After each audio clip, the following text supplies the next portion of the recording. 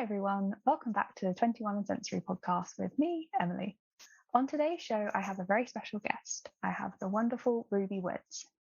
Ruby is an autism activist, blogger, and a disabled theatre maker who is currently developing her practice in disability arts and inclusive theatre working as a lead practitioner. You may know Ruby from her wonderful TikTok, where she has over 100,000 followers, and her Instagram, which are both called @Ruby of My Eye. She also has a brilliant YouTube channel named Ruby Woods. So as always, I think I'm going to have a lot to chat about. So Ruby, would you like to say hello? Hello. You said everything about me. Yay. Okay, good. That's my fear, is I'm like, have I encompassed someone in a whole intro? But I'm glad I have. Yeah, no. But because I don't know if it's the same with like other careers, but in theatre a lot other people often are just like, tell me a bit about yourself. And so I have a set spiel, but that was Okay. perfect. That was great. Yay, I'm glad. I was like, you knew so much. That's so cool. Oh, good. Good, I'm glad. Phew. So usually I like to start the podcast by just kind of asking my guests what their diagnoses are and kind of what age they got them. And that usually leads into kind of talking about the process that you kind of went through to get the diagnosis. So I don't know if maybe you want to explain the diagnosis that you have. Yes. It's always the fun bit. So I have always been an anxious child. Mhm. We've always known that Ruby has been anxious. That's been kind of a continuous life thing. But actually, my first official diagnosis was probably similar to other people, and that was dyslexia. So I was diagnosed dyslexic at about 9 years old. But because it was a private diagnostic center, obviously they're only checking for dyslexia, but actually reading that report now is hilarious because it's so obvious that all my autistic traits are there, but they can only diagnose dyslexia. So I had that diagnosis, and that meant I got a lot of supported lessons in school. And that's kind of where they identified my processing speed, and just struggles with comprehension and like the general dyslexic things that do also overlap into my autism. But that was my first diagnosis. Then I got the anxiety diagnosis around maybe 13, 14, 15, I don't know, early teen years. And then they kind of recognized that had been lifelong up to that point, and it was probably going to continue to be lifelong. So they were just like, yeah, that is a general anxiety disorder. And then a few years later got the OCD within that, around 17. But I very much see that as like attached to the anxiety because it's the intrusive thoughts. So that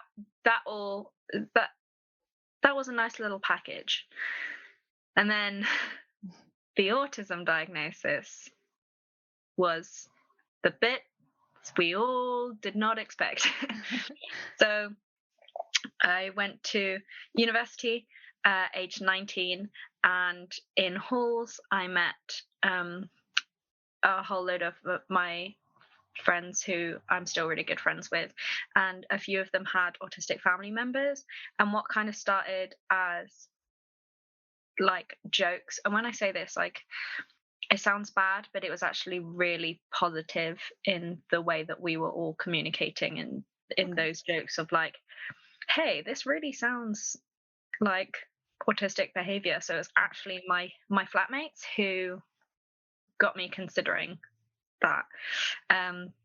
So that kind of started from first year, the 4-year-long diagnostic process, into my master's year. So that was 2020 when I finally received the official diagnosis. But I found out that I was actually diagnosed in 2018. Oh, okay. And it had been on my notes for 2 years and they hadn't told me. What? They didn't even tell me when the official, I always get this wrong, psychiatric or psychiatrist, psychologist, one of the psychs. One of them. One of the psychs, when that report came through, they didn't tell me either. It was actually going, I think, to get a repeat of my medication, because I'm on anxiety medication, where I saw that they had my notes up on the doctor's screen, and I saw Asperger's in my notes. Really? And I was like, hey, can I have my notes? Mhm. They had in my notes said ASD, so then I said to my doctors, please change the notes from Asperger's to ASD, because I, within that 4 years, had started kind of researching more. Mhm. And I did not know a lot when officially going for the meetings, but by the point of 4 years later, had done enough to know that I was uncomfortable by the terminology of Asperger's. Mhm. So I got that changed, and that's kind of the beginning of the TikTok. So that was when I was aged 22. So I got the official autism diagnosis at 22. Yeah. Okay. And that is my little diagnosis. That is your journey. Oh my word. It sounds like you're juggling so much, and like you say, like things like OCD can be like, you feel very linked to anxiety, and that's kind of what kind of, I don't know, like if your anxiety is bad, then your OCD is gonna, it's gonna have a knock-on effect with that. Yeah. I can't believe about your autism diagnosis that they were so aware of it on your notes and things, and you weren't, as the person that they were talking about. Like, what? Yeah. And we even had to put a formal complaint in, because it absolutely just felt like throughout the diagnostic process, they were purposefully putting in hurdles. Okay. So when I first got referred, I don't think I heard from them for a year. And then when I called my doctors and said, have you referred me? They said, yes, you should have received a letter. Never received a letter. So then that got resent. Then when the letter came, I'd already missed my appointment because they'd never sent the letter. What? Then the phone number they gave me was like out. Like the phone number didn't exist anymore, so I was calling a number that didn't exist. I had no way of reaching the place I was referred to even say, can I have a new appointment? So this went on and on and on, and then they didn't give me the key paperwork, so I went to the appointment without any of the questionnaires that I should have received. And then I went to my first appointment without my mum. And when I got there, he was like, where's the person who knew you in childhood? And I was like, you didn't tell me I needed this. And he was like, well, how am I supposed to assess you if you don't have someone who knew? And I was like, but you didn't know. What?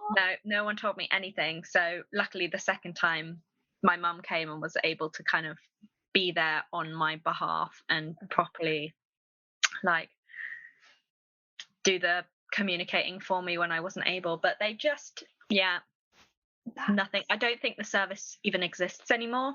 Right, okay. Because of how bad it was, but at least it existed. Yeah. So I think I was probably one of the last to get diagnosed under that system. Okay.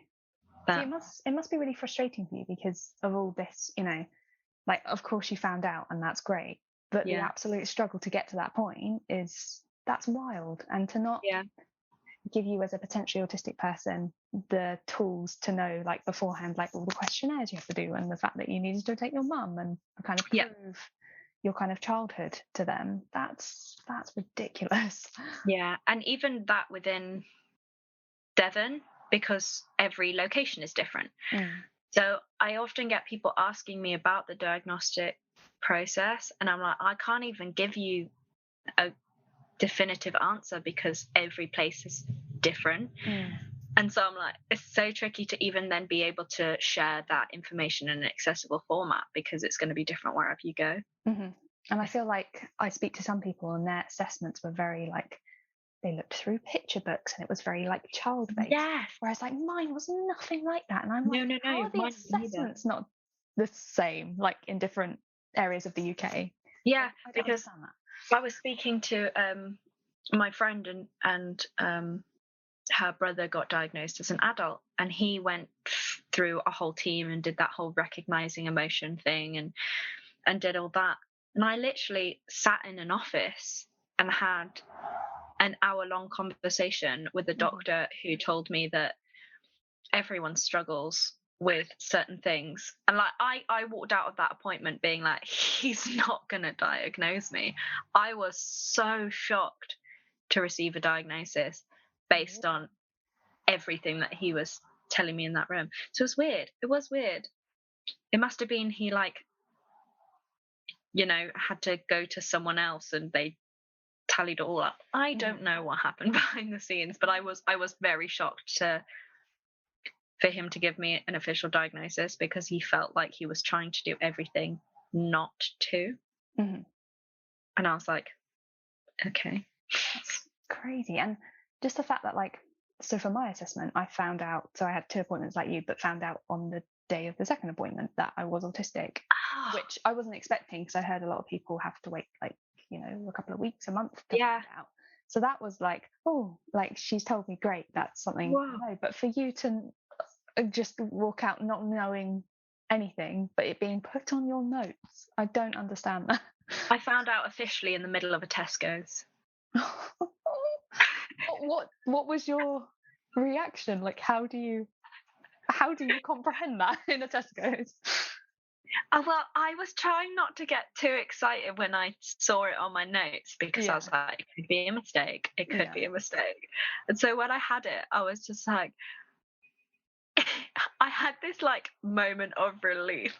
And this is going to sound awful, but because I hadn't engaged with the community, I didn't know how people felt about self-diagnosis. I had zero standing within how everyone kind of was so accepting, because I was right on the edge, and I didn't really know much. I was uncomfortable in saying, hey, I'm doing this process to people by fear of what they'd say, and I didn't want to put myself in a community that I wouldn't know how they felt about that, because I didn't know. So I I was more relieved, because I was like, oh my god, everyone who I've told that and this was only like close friends, I was like, I'm not going to seem really silly for going like you've got the proof kind of thing. Yeah, I was just like, at least I don't look so silly. And like, I think that's, and I like shared it everywhere, because I'd been holding this back for 4 years, knowing that I was doing this thing, and close friends knew, but no one else did. And so I was just like, oh my god, there's this thing where I can finally talk about it. And I was just like, nothing was going to stop you talking about it. Oh my god, literally. I bet everyone who knows me in real life is like, oh my god, because I went from 0 to 100 real quick. Excellent. Because I just didn't know the engagement, didn't know how the autistic community felt around kind of anything around diagnosis, really. Because I just personally didn't engage until I had that diagnosis, and now I'm like, oh my god. You just want to like shout about it. Completely different to how I thought. And it's really interesting you saying about like how you came about it, because I feel like there's lots of different ways that you can come about potentially knowing that you might be autistic, and the fact that it was done in what sounds like a very kind of loving kind of friendship kind of I think you might be Ruby kind of way, it sounds quite a nice way to find out, not a like negative way kind of thing. And it sounds so bad every time I'm like, well, my friends joked about it, because I think people have that association of jokes being negative, but the jokes were how I got comfortable with it. And I wasn't like ever at a point where I was uncomfortable by autism. I dated a few autistic people. I was always drawn. I know now why, but I was always drawn to autism research. So I was doing some specific autism research at uni before even doing that, because I started on a different degree. And so I was kind of interested in engaging a little bit with autism, but it was how I started to associate that diagnosis with myself. And it was literally from like in halls when I would get proper excited because a certain type of plane was flying over our halls. Excellent. And I would just be like, oh my gosh, guys. And then I kept sitting in my room and calling all my housemates in individually, being like, upstairs are so loud. They're so loud. They're just stomping around, and they'd literally be standing there going, Ruby, we can't hear a thing. Oh, really? We can't hear anything. So it would just be like, that's how it came about. They'd just be like, yeah, Ruby's autistic. Okay. And then it was just like, no, but really. No, I actually am. And I think it was like, all these jokes are happening, and then Channel 4 brought out the program about autism. Okay. And that was in 2016, and they were like, hey, if you're interested, you could do this quiz. And I did the quiz. Like, we all sat on the floor because we had one of the long apartments. Okay. We're in an apartment of 10. We were all sat in the corridor with our laptops taking this quiz, and they all got really standard scores, and it was like probably autistic. And I know now that those quizzes, yeah, they're they're good for they're questionable. some bits, but yeah, you're never gonna find everything out from it, kind of thing. Yeah. But it was just like, oh, maybe I should actually look into this. But again, it was not knowing how the system worked and the costing and all of that. But it was from other people around me. I never ever once considered that I was autistic until other people started telling me. That's so interesting. And am I right in thinking that you did you study theatre and then you went on to kind of do the autism representation master? Yeah, so I did a theatre and performance undergraduate degree. Okay. And in that I was looking at obviously you do the certain training, but throughout I was really interested in the idea of when is the art itself more important than the person. Okay. Because a lot of what we were studying is we're doing a lot of contemporary theatre, a lot of durational or live art pieces, and it would always frustrate me when they'd be like the performance art a lot around the public spaces where people would allow the audience to do what they want to their body or invite the audience to do certain things with their body. And I was thinking, well, where is that line? So I was really interested in that space of especially around drama school, going, you will push your body to the limit and there's no such thing as tapping out. So I was like, hey, that's not okay. My body can't do those things. Why am I less important than the show we're making? But again, I felt a bit uncomfortable engaging with disability arts because I didn't see myself in those spaces yet. Okay. So I didn't know really what I was studying. And then it was through a conversation with my supervisor in my third year where I was like, well, I'm kind of in the process of being diagnosed autistic. And he was like, interesting. And I was like, and I kind of always wanted to make a show about it. And he was like, really interesting. So then it turned, my master's came out of that because I did a performative master's because of my dyslexia. I knew I'd struggle with writing, so I did a performative dissertation in 10-minute segments, and after 10 minutes it was a one-to-one audience, and after 10 minutes I would ask the audience to diagnose me. And it was looking at how those short moments are not enough to really understand someone by their whole life. And there's so much more that goes into the diagnostic process and how I think it should be reworked, because a doctor sitting in front of me going, oh, well, I'm only seeing a certain side of you, and the certain person that you are presenting in that moment, how is that a way to fully understand someone? And then from that, my supervisor was like, this is a master's, like, Ooh. I think that you should come and do the master's. And he was the head of the master's at the time. And yeah, then I went on to do, because it's a performance training master's, but within it you're allowed to choose your research. So then I started looking at, as a wider concept, disability and autism representation. So that's the umbrella kind of sentence of what I did, and then different things fell within that. So officially my master's is called performance training. Okay. Because we all explored different things within that. So it was kind of the freedom of my research, and it was just looking at how I did lots of essays about how autistic people playing autistic roles make a difference, and how allistic people writing autistic roles can affect, how TikTok was shifting at the beginning, and TikTok was part of my research, fell into my master's dissertation as well. So it all just kind of snowballed, and the idea behind, because I did an online output because I had to finish my master's in the pandemic. Okay. So the show turned into an online output for my MA. We looked at how autistic voices talking about autistic traits was so much more prominent and important.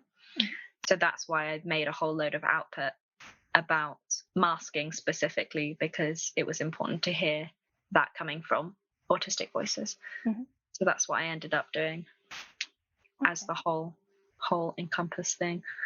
Oh wow, it's really interesting to like hear about that like journey, and the fact that that someone pointed out like this could be a master's, like you should take this further, kind of thing. Like that must be really like lovely to hear that someone like believed in you and felt that this could go further. And he literally went around the whole university and he was telling everyone, he was like, Ruby's doing my master's. The cutest thing in the world. Like at my undergrad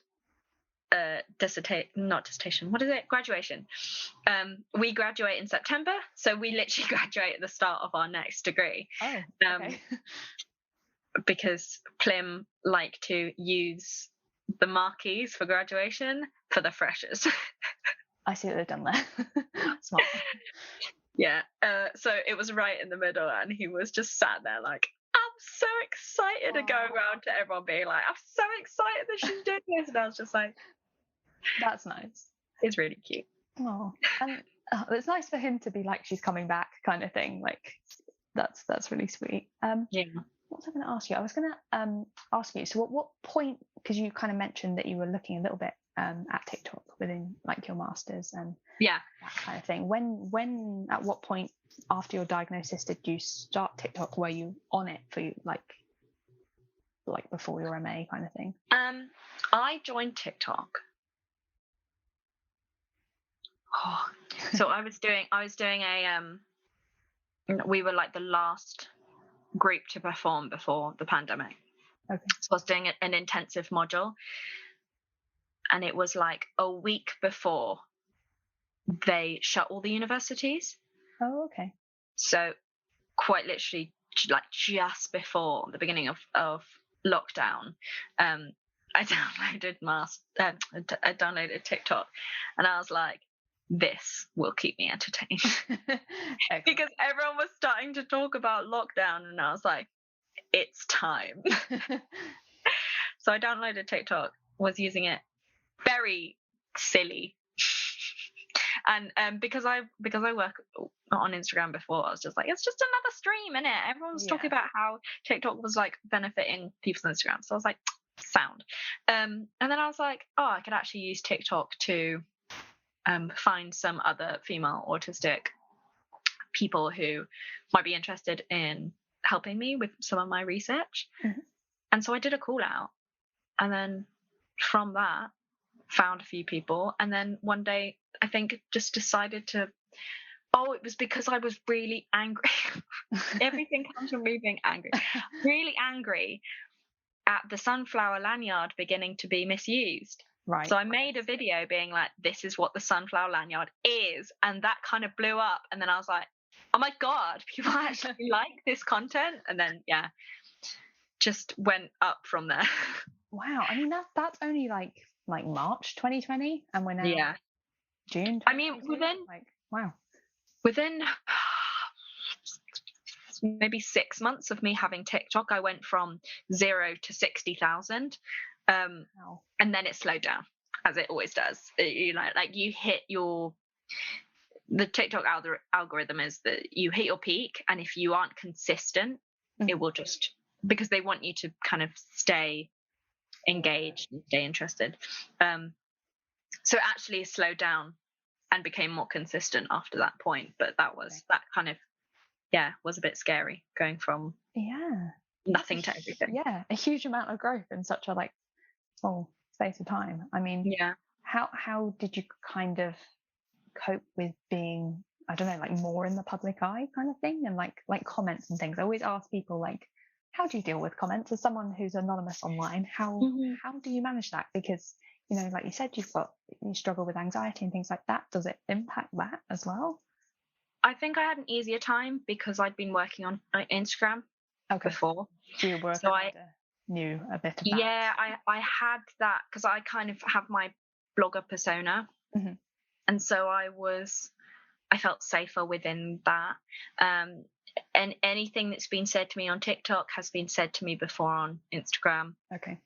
I knew how to protect myself on a social media platform already. So I knew I just had to figure out how to block certain words on TikTok and report like I was doing on Instagram already. So actually, I think it was a lot easier because I'd already come from that world where when I started my Instagram, it was actually more people who knew me, who had a lot to say, and that kind of thing. There's always a point where you start a blogger's Instagram where it's not that big, and so people are going to laugh at you for doing it. So I kind of already been through that. So comments from strangers get to me less. Occasionally you'll get one where you're like, because you want to respond, and then I'm like, nah. Yeah, it's tricky to know whether it will make it worse. But and I'll just take comments off big videos. I'm like, I don't need to see that. Yeah, it's your platform. Yeah. I don't go searching. I don't go and look in my reviewed comments. No, I don't need to. A lot of the worst ones are just telling me that I'm not autistic, and I'm like, okay, bestie. Okay, you're going to be the most educated on that. Yeah, so it's kind of easy. It's not like it doesn't get to you. I think it gets to everyone. Yeah. But I get more nice things. That's fine. Yeah. the nice things are enough. And in terms of seeing myself as in a public space, I still don't recognize myself as being that large, because 100K sounds like a lot, but there are always going to be people bigger. So I still feel small in relation to others. So, I still feel a bit of privacy, and also something that's really handy. I've been recognized,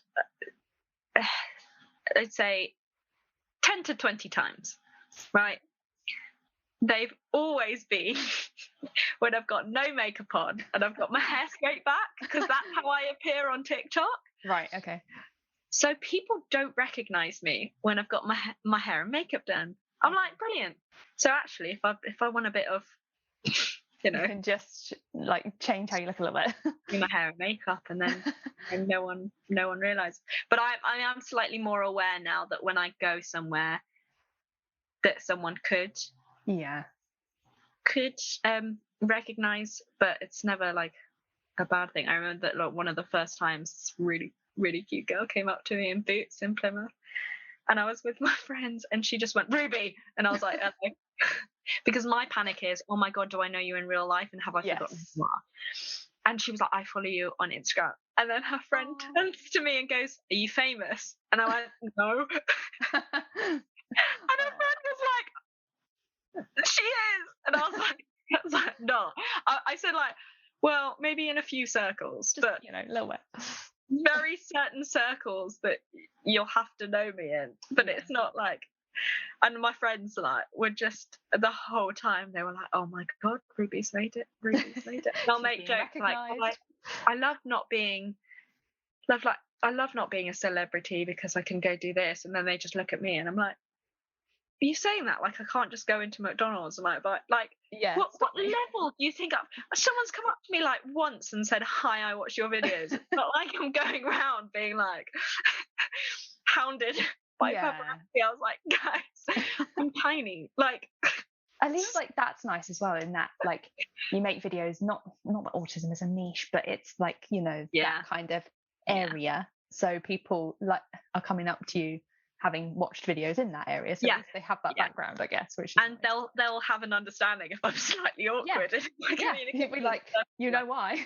Yeah, exactly. So that's kind of easier. It's not like, I don't know, if people recognize me for being fashionable, I'd be like, oh God, worry about what I'm wearing. But people see me all the time in like my pajamas with my scabby hair. Like, that's how they know me. So I'm like, I can't really be caught out, can I? That's nice. At least people are going to be like, real you kind of thing. Yeah, like, oh, Ruby's going to get Taco Bell for the 4th time this week. I'm like, yeah, but I tell people that anyway. Yeah, they're not going to find anything different about you. No, exactly. That's nice. Exactly. It's fine. Oh, it's really interesting to hear about just like the growth, and also, like protecting yourself online, and the fact that you kind of like sadly already had that kind of background education of like how to manage comments and stuff like that. So it sounds like you kind of protect yourself as much as you physically can, and like you say, like it's your platform, like you can remove stuff that doesn't sit well with you, or is nasty. Like that shouldn't be under your videos for you to see or everyone else to see, so why not remove it? Yeah, exactly. And it's like, this is my space. What I think has been the weirdest thing is people having an expectation of you because you've got a larger audience and expect you to talk about certain things. And I'm like, yeah, but you forget you're following me just because I'm a human. I'm not actively trying to do anything here. Like, I'm definitely a lifestyle type creator, and I'm sharing about my authentic autistic life. I'm stepping back from autism content and awareness because the research is shifting so quickly that it takes me too long to be able to put out right information, and I don't want to put out wrong information. So I'm like, hey, this is my lived experience, and if you differ from that, you differ from that, because we're all different. But I think sometimes people have an expectation of you to talk about certain things where I'm like, actually that's not my knowledge area, and so I'm just going to stick to sharing what helps me personally, what my personal experiences are, and people can take from that. It's like, if I'm sharing trait videos, there will always be mine, and there'll always be my experiences, so that at least I'm understanding. I can understand me, I can't understand everyone. And even though I have done an intense amount of research under my master's degree, so I've done it at a master's level, and I always look at peer reviewed and understand how psychology papers need to be researched. I'm not in that mindset anymore, so it's a lot of time goes into that type of level, hardcore researching, so I can support a little bit if someone needs translation from information, but it's just, I think it's a different ballpark now. And so I'm like, I've just made content about me. And at least you're clear about that, because I think some people think if you're on the internet you're talking for everyone, and you're like, I'm not. I only live my life, like, and people I think kind of after watching like a 2 or 3 minute video might think that they know you and you know everything about autism, but Yeah. you're never going to. And also the fear of saying something wrong, or like first person, like how people refer to themselves is always going to be different when it comes to autism and a lot of different things. And that's scary because you don't want to get that wrong. And I totally get that fear of, it's better to not say anything than have to like go back and be like, oh, I'm sorry. Like that's scary. So I wanted to do a video about this, but it's a really delicate topic, and it's knowing how to navigate it. Mm-hmm. And I think that the community can sometimes be a little bit savage, mm-hmm. as any community can. It's not exclusive. When you have a community of people sharing in an experience, there are always going to be varying people in it.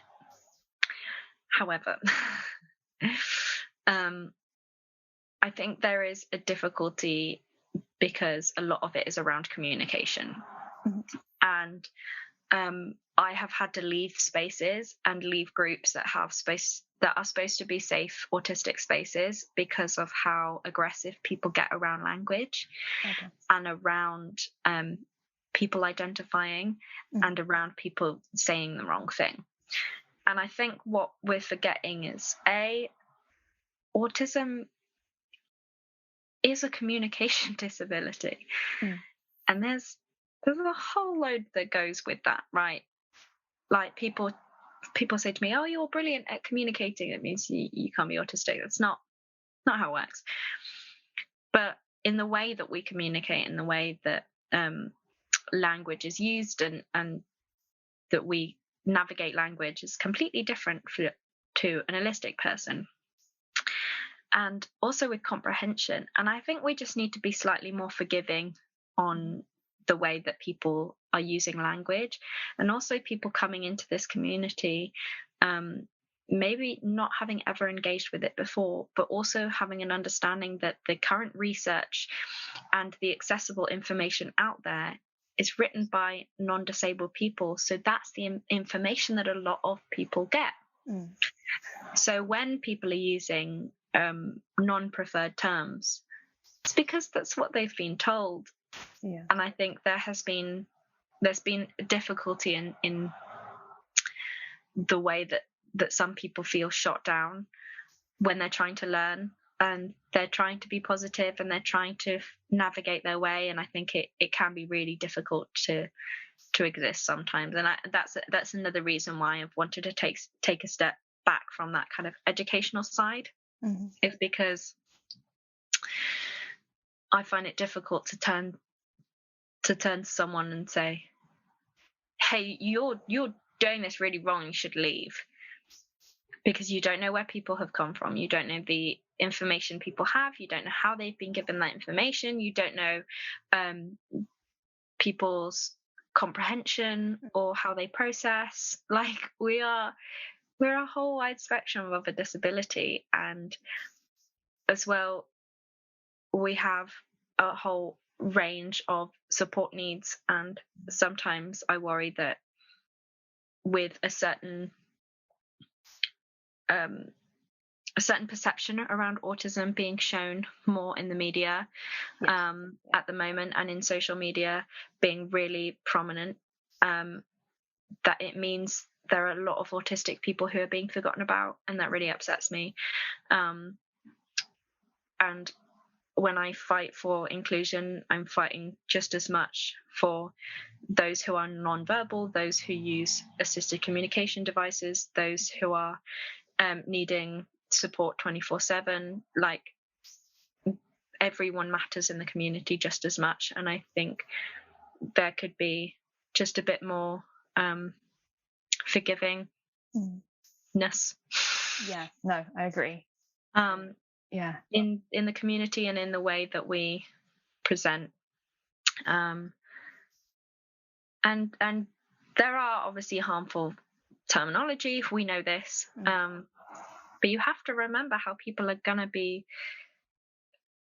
told something. If you are told that this is the way you are for your whole life, and then a bunch of people on the internet are getting aggressive at you, telling you that you're wrong. Yeah. It's really difficult. It's really difficult. And so I wish sometimes that I will just be happy and rainbow. Yeah, it can be difficult when some people in your own community are shouting at you, telling you that you're really wrong, especially in the beginning stages. And I'm just like, what? Yeah. What? Especially when even if they're like, questioning your diagnosis and stuff, it's like, well, I have it. I know I am it. So why can't you get on board with that? And that sounds like it would be quite frustrating. But also, like you say, like within the media and stuff, like it's great that like we're seeing more autistic characters and things like that, and like representation. But it does feel like in a very similar way all the time. And like you say, like you're never going to meet the same autistic person each time. We are all so different, and so I don't know, like we have such a range of like skills and like interests and talents and things, and I don't think that comes across a lot in the media. It's very, I don't know, it's a very narrow view of autism, and I worry a bit like you that it's seen as that all the time. Like this is what autism is, and you cannot define it as just one thing. Because I saw I kind of was talking out about people sharing their autism scores from doing the tests, and I was going, you're fighting so strongly for the dismantlement of high and low functioning needs, yet you're sharing a score for what? To be like, if I have a higher score, I'm more autistic? What are you getting out of that? It, like, people were being like, you think you're bad, I'm on it, and I'm like, whoa, what? Whoa! Like, it's sometimes going the other way, and I've seen people on TikTok be like, I'm autistic, we don't behave like that. What? What? Like, stop being childish. Autistic people don't do that. I'm autistic and I know. And it's forgetting a whole side of the autistic community that like probably need more support in advocacy, because they may not have the same like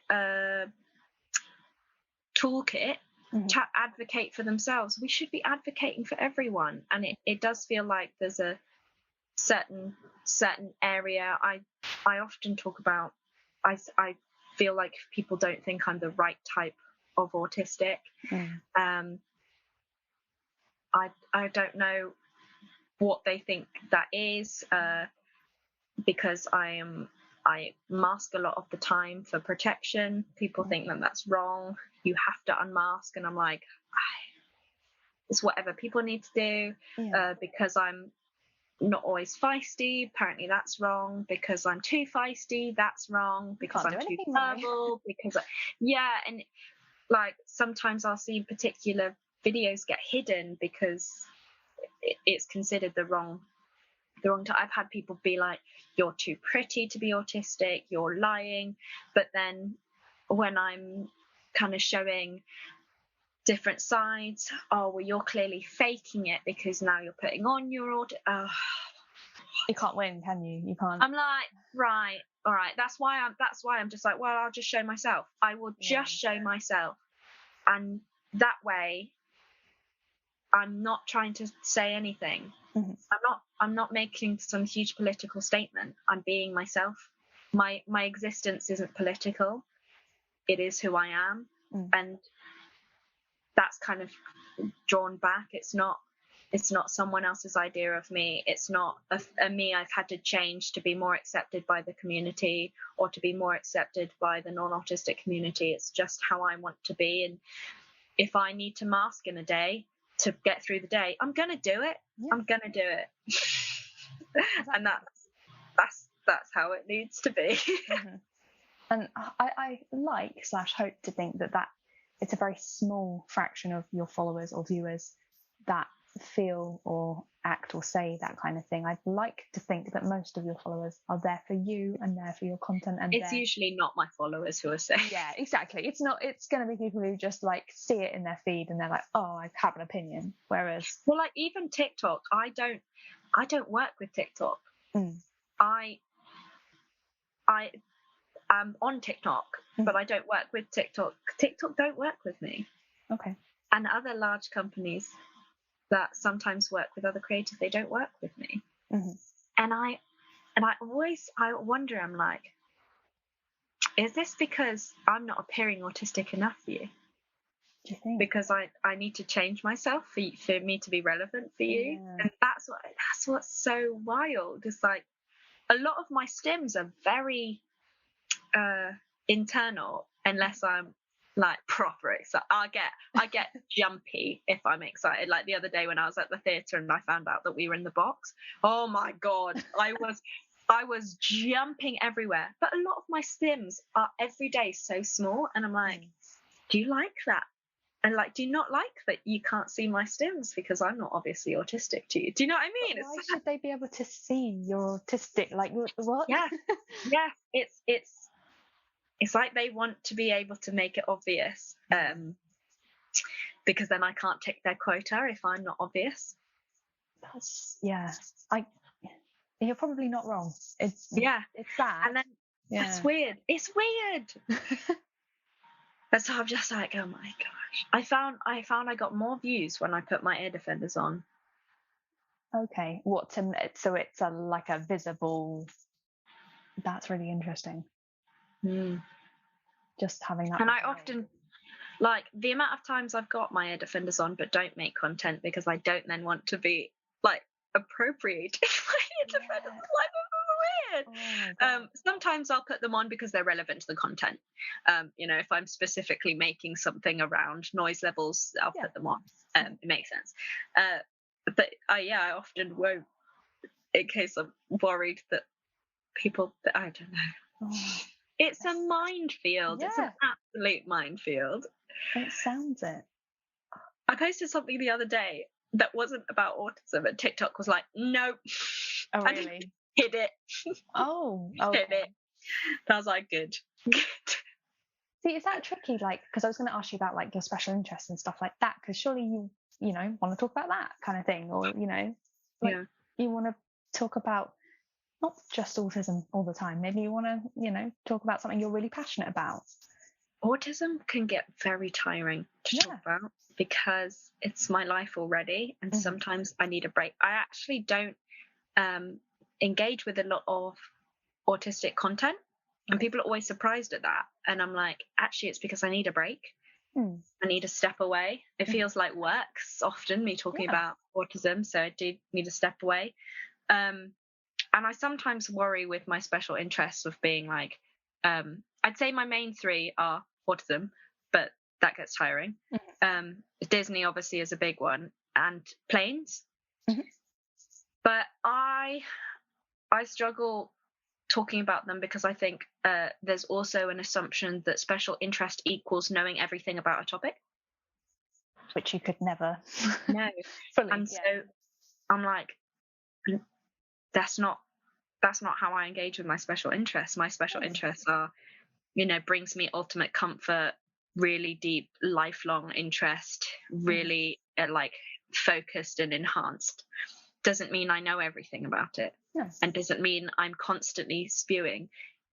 Like, if you take me to Disneyland, I'm gonna cry, but I can't like list off when each park was created. Do you know what I mean? It's the joy of it. It's the facts and figures and what people might associate with autism, I guess. For some reason. Yeah. So I'm like, I don't have the facts and figures autism. Yeah. I just have have an intense, thing that brings me joy and I'm passionate about. Why? Yeah. Okay. Tricky, lemon tricky. So have like Disney and planes kind of always been a kind of like background interest of yours kind of thing, or is that something that kind of like crept in kind of thing as a special interest? Disney always. It's been the one thing that is, I guess, also like, this could just be because like everyone was. I had such a deep obsession with Twilight, and I'm not saying that like it's not gone away. We all love Twilight. Oh my god! But like my room, I had bed sheets, I had bags, I had T-shirts, I had pillowcases, I had every game, every book, every like edition of the movie. And then I was like, it got to a certain age where I was like, oh, it's not cool anymore. I've got to throw it all out. But my god, those movies bring me ultimate comfort. I love the Twilight series, but yeah, it got to a point where it was not cool anymore. But I don't know if I class it as a special interest. Yeah, Because I was like, though, because it was fleeting, but it's still. Oh my god! About for my 23rd birthday, my best friend threw me a Twilight themed party. Excellent. And we do just sit and watch it every 3 months. It is. I get what you mean. It's just like, it's a classic, isn't it? It's a classic. It just is. And I do know a lot about it. It's not everything. I probably could recite the whole movie. I was going to ask, like, script wise. Just the first one. Just the first one. Right. And I'm very annoying to watch it with. Oh, are you like, this is coming up? No, I will just do the dialogue along. Oh, you do, right? I see. With everyone, but I fully like changed my name on Face. But again, it came out when I was 9. I don't know. I'm now gonna have to Google this because I don't know. But I was at the point of like, deep preteen obsession. Yeah. So it was the perfect age for me. I was just a bit old for One Direction. Right. But I was perfect for Twilight. Twilight was released in 2008. Yes, but is that the movie? Film series. Okay, 2008. Commitment to this. I was born in 97. Okay, 11? No. Okay. 9? No. How does age work? 11. 11? Yeah. Yes, because I would have been 10 in 2007. Yes. I was 11. So you can see how that manifested from like 11 to 14. I was the prime age to be obsessed with Robert Pattinson. I still am. What a gem. Target audience, yeah. Absolute target audience. There's a picture of me at 13 years old, and I cut all my hair off to look like Alice. Oh, wow. Yeah. You were committed to the cause. Oh my god, I was committed. I was every single birthday, every time. We used to go to, like, we went to the set of Snow White and the Huntsman just to see if Kristen Stewart would be there. Yeah, that's full on commitment. Yeah. But if it I don't know, just sounded like a passion and a joy for you, and something that you could really like, I don't know, just like lose yourself in. I think that's like the best thing about like something you're interested in, is that you just kind of lose all sense of time if you love it so much, kind of thing. Yeah. But I think because it was short, I'm like, I wouldn't call it a special interest. It was fleeting. It's fleeting. It wasn't. I get you. Whereas, so Disney's been more of a like. Disney's always, and I think I didn't reject the thing itself. I rejected having things in my room, because I was like, you go through an age where people are like, what the hell are you doing? You are not cool. Why are you being childish? And then I got to adulthood, and I was like, yeah, I can do what I want. And so being able to reclaim and that's nice, and have like I've got like multiple dolls in my room, because I'm like, I have adult money. I earn money. I will buy Frozen toys. Thank you very much. It's your money, it's your choice, and if it brings you happiness, like, why the hell not? Exactly. So that's been nice, and kind of that journey of realizing that childish things are not childish things, and they're just whatever you want. And I will wear a tiny crown all around Disneyland. You've got to, like, when in Disney. When in Disney, right? I will dress up fully as a princess. I think a lot of people do commit to, like, you know, if they're going there, you've got to kind of go all in, haven't you? Yeah, I remember me and my sister when I was around 17, we both met Snow White and we both cried. We cried. I realised that it is a lady in a costume. I realised that. I'm not an idiot. Fully aware. Oh, Still cried because I was like, I'm a princess. yeah, it's the whole, like, I guess, like, atmosphere as well, and like the whole show of it, isn't it? That kind of thing. But oh, bless you guys. Just totally overwhelmed with Disney. Yeah, I did say to my partner when we went recently, I was like, yeah, I'm gonna need a nap in the middle of the day. I will get too overwhelmed, and I'll just need to not, just not be existing. And also because I have chronic back pain, and it is incredibly painful for me to walk. Fun. It was quite painful, the trip, but I was like, I'm just walking and I don't care. And then at the end I was like, I'm in so much pain. It's fine, it's worth it. Yeah, that's tricky. I guess, like, also you want to, like, manage your own energy levels, but Yeah, you want to, I guess Disney is a lot of walking, from what I gather. I've never been, but and we were only in Paris. Okay, so not so I don't know how Florida would go. Yeah. So that's, that'll be fun.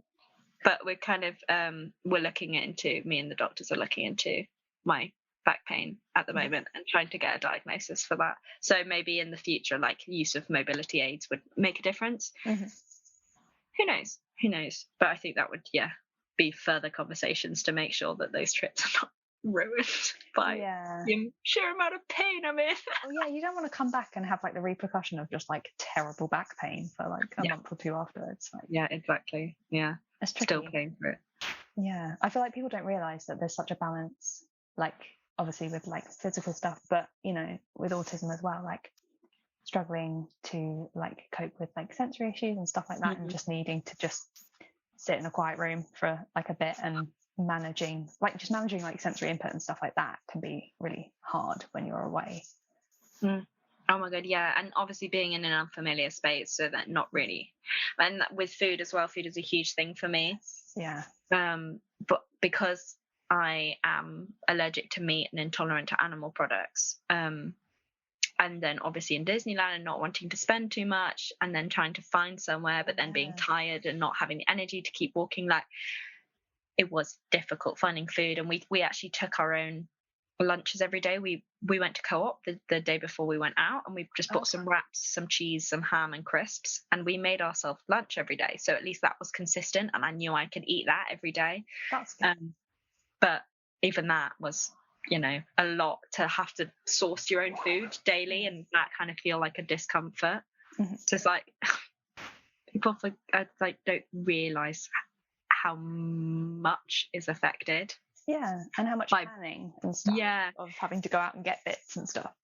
Yeah, and I'm really sensitive to temperature as well because of my autism, and like that is a different thing as well, of like how I experience temperature, and then obviously how I experience noise and light and food and people and crowds and speaking a different language. Yes. So like I'm not great at French, but I really want to try. So by the end, my brain was muddled because I have to think about communicating anyway, but communicating in a different language as well. Yeah. And how do you find, like, communicating, like, with who you're with, or if you're with your partner and stuff? Like, are you able? Because I find it really difficult to, like, put sensory stuff into words and not make it sound like ridiculous. I don't know. Like, I find it really hard to be like, I'm struggling because that light is flickering or something, like, because it seems really silly. I know it isn't because it's massive to me, but when you say it out loud, it sounds a bit ridiculous. Like, are you good at voicing, like, your struggles, or do you kind of... No. And this is really awful, and like it's something that I've been speaking to a therapist about. I go angry because it's my first reaction when something's happening and I'm anxious or I'm having a sensory response. I go angry. So for example, we were we were in a shop and there were too many people in the shop, but I couldn't tell other people to leave, so I had to tell him to leave, and I just shouted and I just got really angry. And this is what I think when people are like, when kids are having meltdowns and they're like, it's a tantrum. It's not. That is often just the first emotion that we go to. So I just shout, and he recognizes that as me being anxious or me having a response to something, so he's really good at reading it. But then I'll have to be like, sorry, I was struggling with this, like, and often he'll be like, no, I know, and I'm like, okay, because he'll like come to cuddle me and I'll just go, ah! And I'm like, oh, sorry, and then I'm like, no, I'm sorry, I just not right now. You're like, I want to, but not now. It's just like that immediate initial reaction, but then I always feel bad because I'm like, oh, I'm sorry. Because I don't want to react like that. I want to be able to voice it, but again, it's a communication disability, and it's not always an option.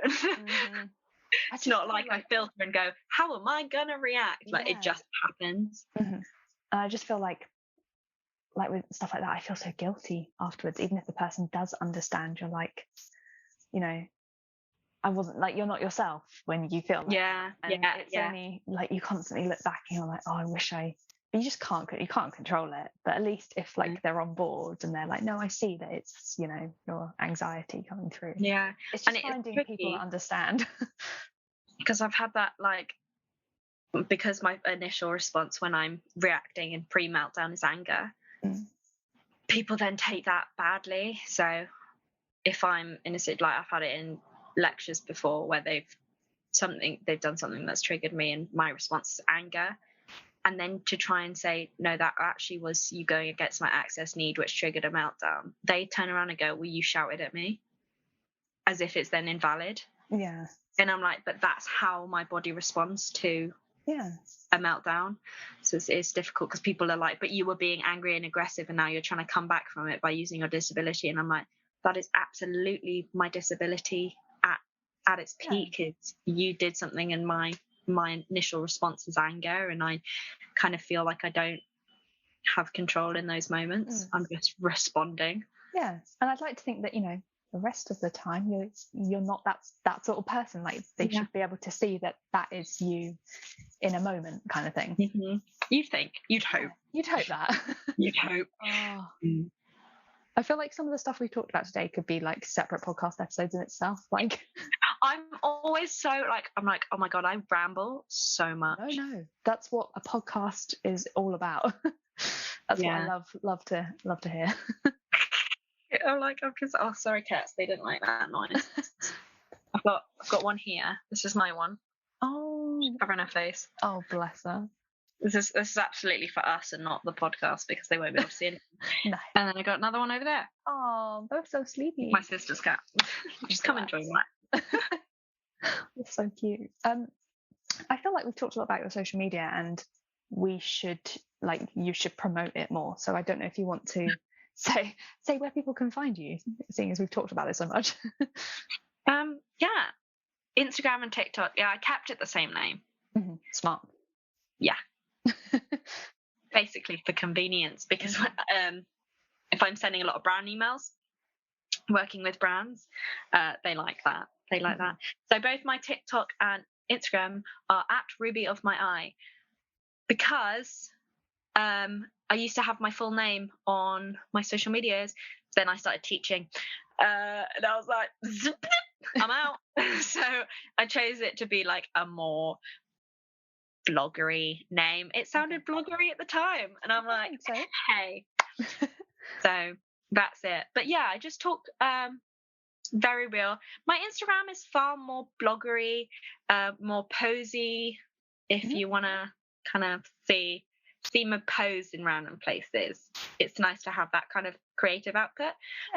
My TikTok is far more real. You'll get a lot of probably more instant updates about what I'm doing with my life. A lot of people know everything about me because I just share everything. And I want to do more vloggy styles because I like those on YouTube, but the editing time, can't do it. So I do that on TikTok. But that's me. Brilliant. I will link all of those in the show notes, so people can go and follow you. But thank you so much for coming on my podcast. I feel like we could keep talking, but I feel like we've talked for like 40 minutes plus 30 minutes. So that's quite a long time. It's a lot of editing for you. Well, I always say this, is always editing me rather than the guest. It's always me. It's like, spend more time editing myself than anyone else. Oh. Well, thank you so much for coming on. Thanks for having me.